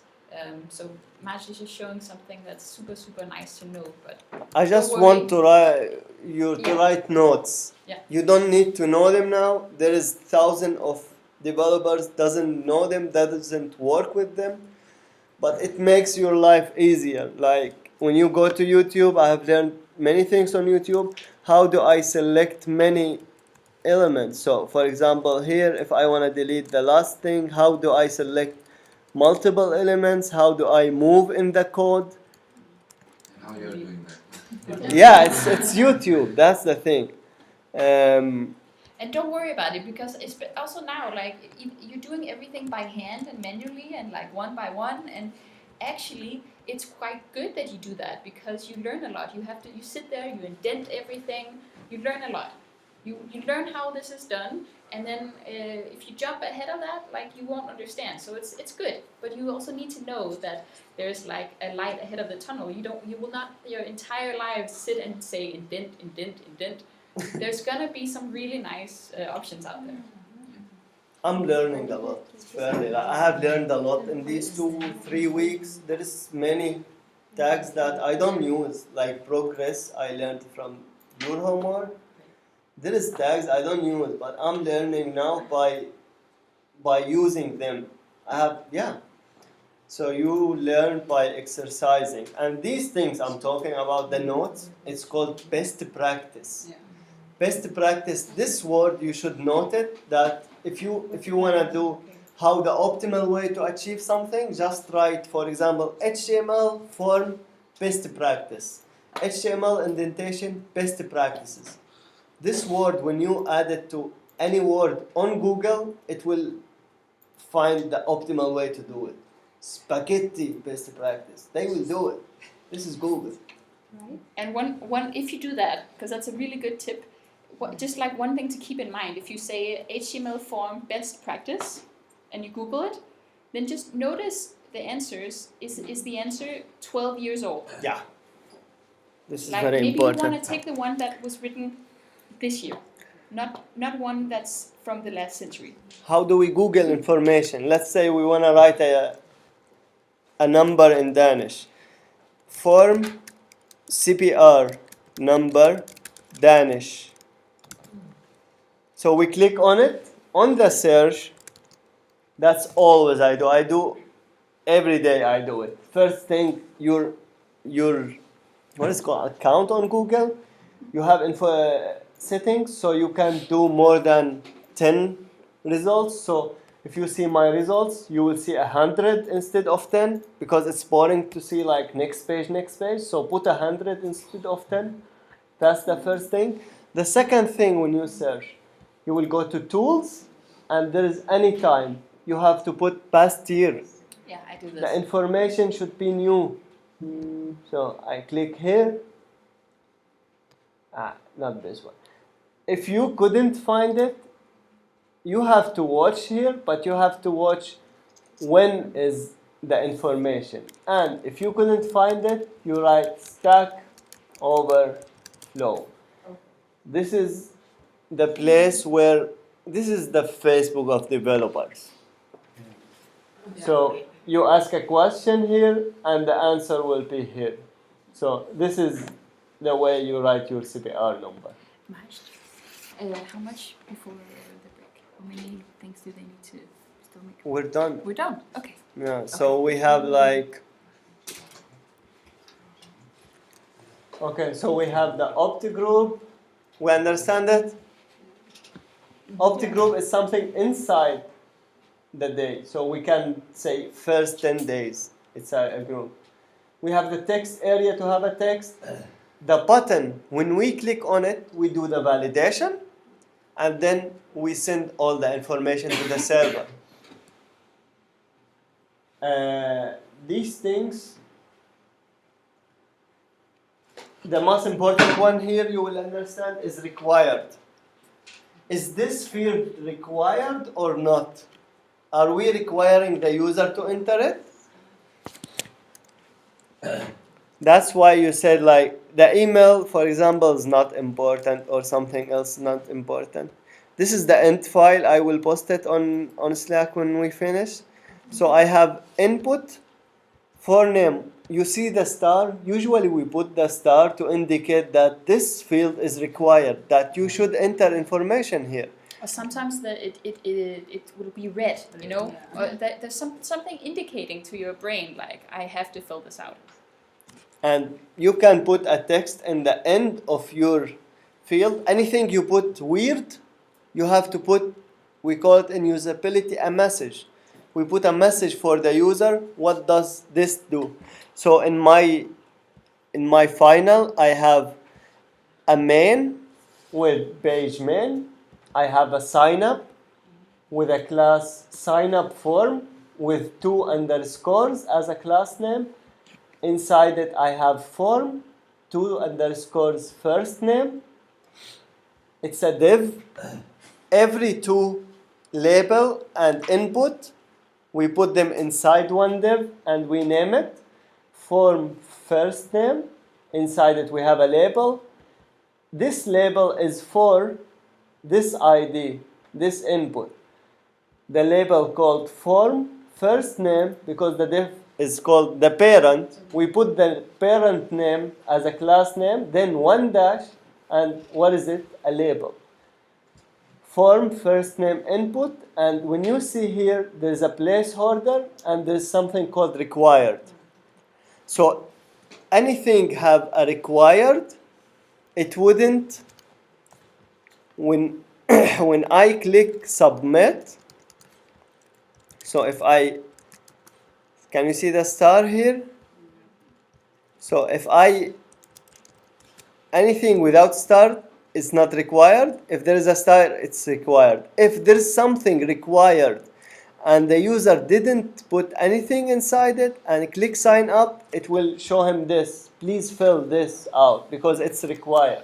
But now again, So I filled it. Here you see like the responsibility of the designer. Have you ever tried that you filled out a form and you tried to hit next and it wouldn't let you and you didn't know what was wrong? We all tried that, right? Yeah. And you know when that happens that the designer, you know, maybe he or she didn't have, you know, enough time or resources or something, but they failed, you know? When you are a user and You failed, yeah. Yeah, when you're a user and you cannot use the form, someone failed. You are losing a user. Yeah. That's the thing Noura she's talking about. It's called usability on the web. In the usability, you failed if the user couldn't finish the task. The task now is to fill the form and get the data to the server. There is 2 things, there is many, but the 2 things on the form, there is called error prevention and error feedback or fixing. I don't remember specifically the name. Error prevention. How do we prevent the user from making the error? So here I'm putting a star, but there is no indication what is the star. So we put a message for the user in the end or in the first. Elements with star or asterisk is required to be filled. If in the end the user click here without filling them, so there is a problem in usability. We usually take this form and go to users and make them do it in front of us to see where is the gap. 1 second.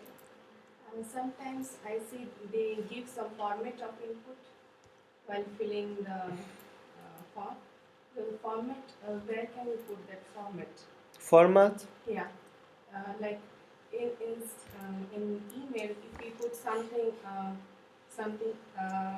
which is not in format, but for the user we give like your email should look like this. So You're talking about validating? yeah. No, it's Because here. near Okay. that, I will tell you where do we put it. An example. Okay, let's say feedback. This is a.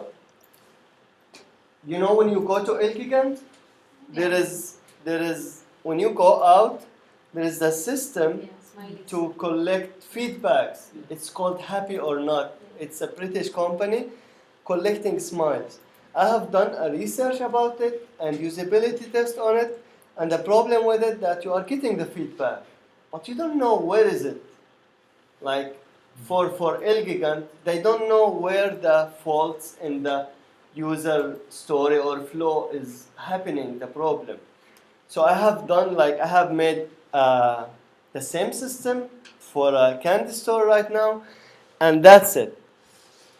So I have an option here. It will change the text, but these buttons, for example, so it says select at least one category.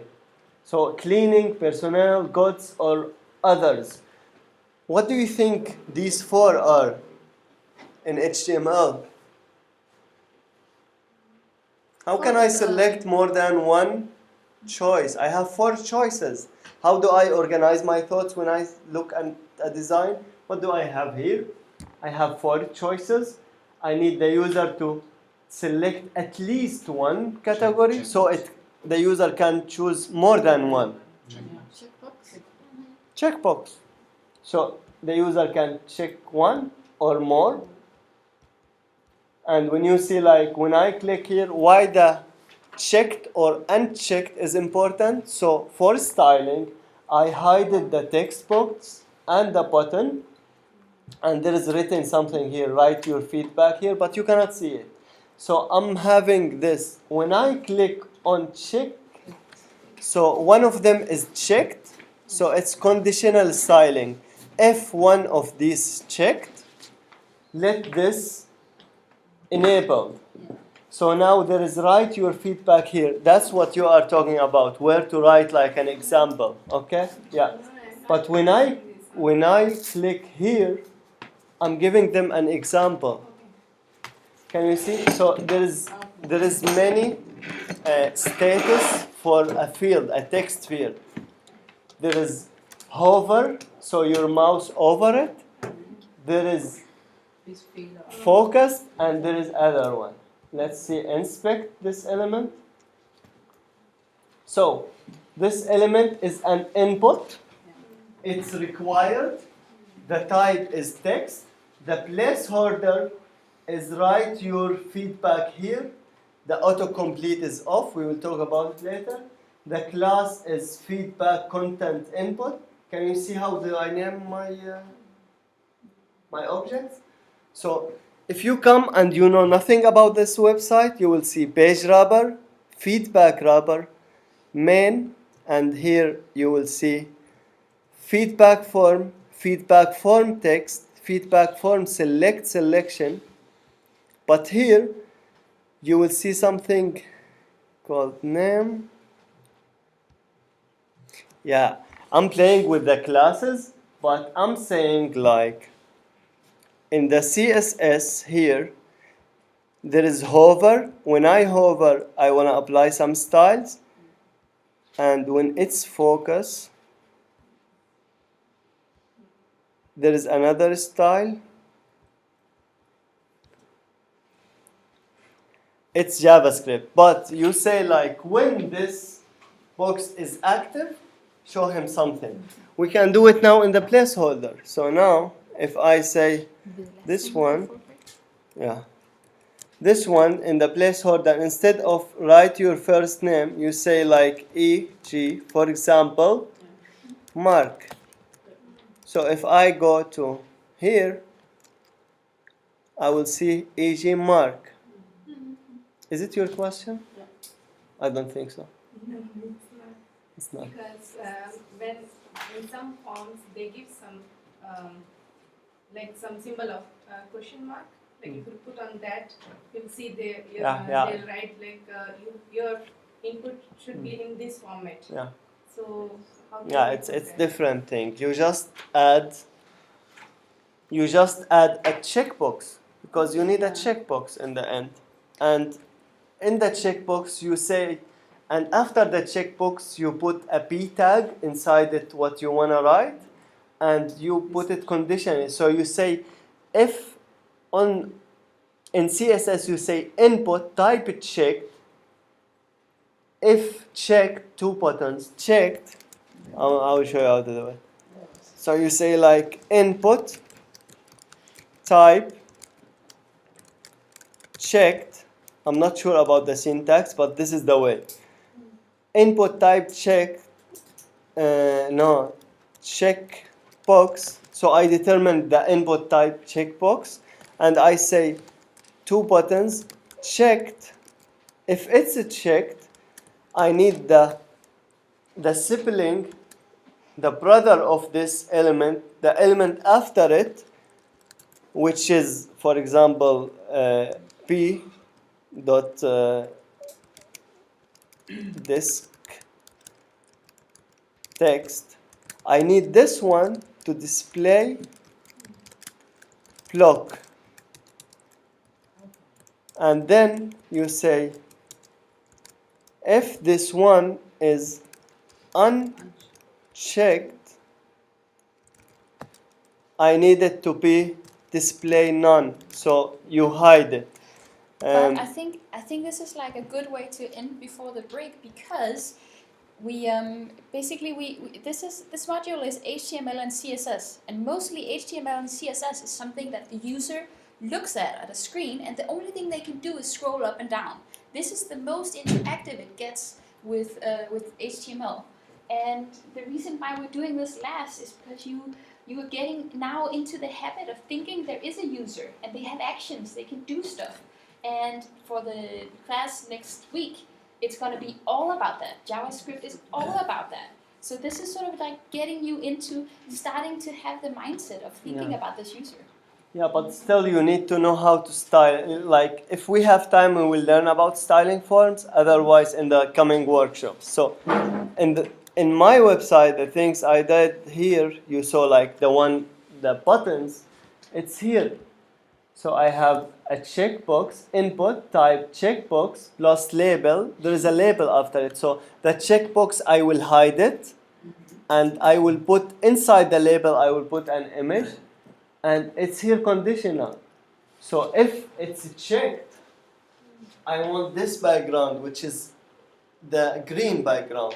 If it's not checked, I want the pink background. I have just 1 minute so I click here, you click here, you have many states for the field. So when it's focused, I need to have this text. When you write, it's conditional as well. Can you see the button? Yeah. So you will see the button. This is what we call steps for the user. This is error prevention. We don't want the user to come here. So if the user come here and click, can you see this? It will be like lightning red. We don't need them to do this. So we just disable it and we make it right here, and click send. This is a form. I will show you now in the database this form. Let's say hack your future and goods and personal. Click send. If I go to the database, this is my database. It's sent to the server and saved of the server. This is now on my server, Hack Your Future. So the owner of the business will know that personnel and sorting, Hack Your Future. I will show you another 2 examples of projects you can do in the future. So it's not just you are building a website. You can build a management system, feedback system. Anywhere you go in your life, when you show problem for people, you can solve it by technology. That's your work, guys. Time for break? Break. Break. Break. I need water.